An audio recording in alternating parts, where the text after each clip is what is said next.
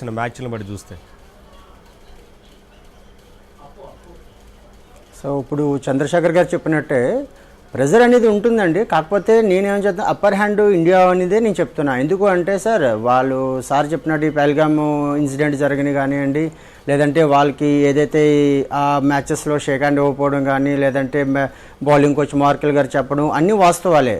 Still ఏంటంటే అండి, ఇక్కడ మన స్ట్రెంత్ చూసుకుంటే బ్యాటింగ్ స్ట్రెంత్ కానీ, లేదంటే ఆల్రౌండర్స్ కానీ, లేదంటే లెఫ్ట్ రైట్ కాంబినేషన్ చూసుకున్నా, మెయిన్ ఈ దుబాయ్ పిచ్చెస్లో, దుబాయ్ కానీ అబుదాబి కానీ పిచ్చెస్ కొద్దిగా స్లో ఉంటాయి, ఇంక్లూడింగ్ అవుట్ఫీల్డ్ కూడా. సో ఈ మన ఆల్రౌండర్స్ దాంట్లో చూసుకున్నా, బౌలర్స్ చూసుకున్నా, పాకిస్తాన్ని మనం కంపేర్ చేసుకుంటే మంది బెటర్ హ్యాండ్గా ఉందని నా అభిప్రాయం. అలాగే ఇప్పుడు వాళ్ళ టీం చూసుకుంటే ఒక shine Shah and Abrar and Rauf తప్ప మిగతా వాళ్ళు ఎవరు కూడా ఎక్కడ వాళ్ళు ఏ విధమైన కాంట్రిబ్యూట్ చేసినట్టు ఏమీ అనిపించలేదు టీంకి. ఎందుకంటే టీం అంతా ఆడాలనుకున్నప్పుడు అందరూ కాంట్రిబ్యూషన్ ఉంటుండే. ఇప్పుడు చంద్రశేఖర్ చెప్పినట్టు క్యాచెస్ మేక్స్ మ్యాచ్ విన్స్. కానీ అటువంటి లోపాలు ఏవైతే ఇండియా టీంకి ఉన్నావో అవి వాళ్ళు సర్దిద్దుకొని ఈ మ్యాచ్లో ముందుకు వెళ్తారని నా అభిప్రాయం. రికార్డ్స్ ఏం చెప్తున్నాయి? ఇప్పటివరకు జరిగిన ఆసియా కప్లో మొత్తంగా భారతే పైచే కనిపిస్తూ ఉంది కదా.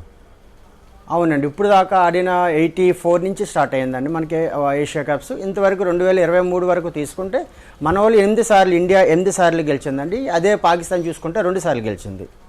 సో ఈ రికార్డ్ చూసుకున్నా సరే ఏషియా కప్లోనే మనమే డామినేటెడ్గా ఉన్నామండి.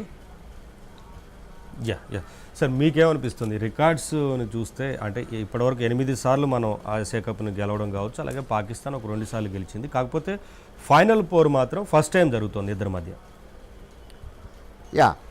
ఇట్స్ కొంచెం సర్ప్రైజింగ్ ఇదే అది నిజంగానే. అంటే ఏషియా కప్, ఏషియన్ కాంటినెంట్లో ఉన్నటువంటిదే బలమైనటువంటి టీంలు అంటే వేళ మీద చెప్పగలం మనం జనరల్గానే. India, Pakistan, of course Sri Lanka for that matter. అంటే బంగ్లాదేశ్ కొంత స్ట్రాంగ్ కంటెండర్గానే చెప్పుకోవచ్చు. బట్ ఇండియా పాకిస్తాన్ ఫైనల్స్లో క్లాష్ అవ్వకపోవడం ఇంత మటుకు అనేటువంటిది ఇట్స్ రియల్లీ, అంటే 17 ఏషియన్ కప్స్ ఎడిషన్స్ అయితే ఇంత మటుకు క్లాష్ కాకపోవడం అనేటువంటిది కొంచెం సర్ప్రైజింగ్ ఇది. సో కాకపోతే ఒక్కటి నవీన్, స్టాటిస్టిక్స్ అనేటువంటివి, being a statistician I do agree, statistics అనేటువంటివి ఇట్స్ ఏ బూస్టర్ డోస్. ఏ టీంకైనా కానీ, లేకపోతే ఇండివిజువల్గా చూసుకున్న ఏ ప్లేయర్కైనా కూడా గణాంకాలు అనేటువంటివి ఒక బూస్టర్ డోస్ లాగా పనిచేస్తాయి, కరెక్టే. కానీ కేవలం basing on that game plan మార్చుకునే